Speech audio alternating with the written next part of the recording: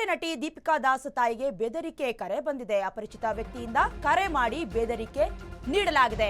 ಕಿರುತೆರೆ ನಟಿ ದೀಪಿಕಾ ದಾಸ್ ತಾಯಿಗೆ ಬೆದರಿಕೆ.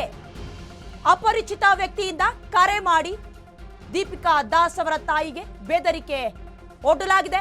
ಮಧ್ಯರಾತ್ರಿ ಅವಾಚ್ಯವಾಗಿ ನಿಂದಿಸಿ ಬೆದರಿಕೆಯನ್ನ ಒಡ್ಡಿದ್ದಾರೆ. ಮಾದನಾಯಕನ ಹಳ್ಳಿಯಲ್ಲಿರುವ ದೀಪಿಕಾ ದಾಸ್ ಮನೆ. ದೀಪಿಕಾ ದಾಸ್ ತಾಯಿ ಪದ್ಮಲತಾಗೆ ಬೆದರಿಕೆ ಕರೆ ಬಂದಿರುವಂತದ್ದು. ಈ ಬಗ್ಗೆ ಠಾಣೆಗೆ ದೀಪಿಕಾ ದಾಸ್ ತಾಯಿ ದೂರನ್ನ ನೀಡಿದ್ದಾರೆ. ಬೆದರಿಕೆ ಹಾಕಿರುವಂತಹ ಕಿಡಿಗೇಡಿಗಳು ಯಾರು ಅಂತ ಪೊಲೀಸರು ಶೋಧ ಕಾರ್ಯದಲ್ಲಿ ತೊಡಗಿದ್ದಾರೆ.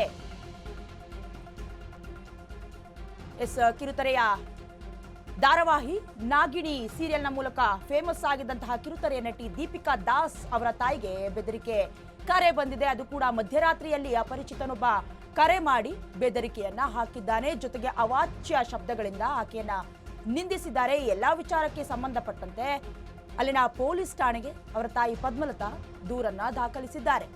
ಯಾರು ಕಾಲ್ ಮಾಡಿರೋದು, ಏನು ವಿಚಾರ ಎಲ್ಲವೂ ಕೂಡ ತನಿಖೆಯ ನಂತರ ತಿಳಿದು ಬರಬೇಕಾಗಿದೆ.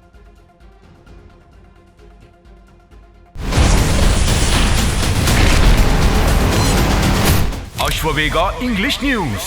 Coming soon. Your channel, your voice, your trust.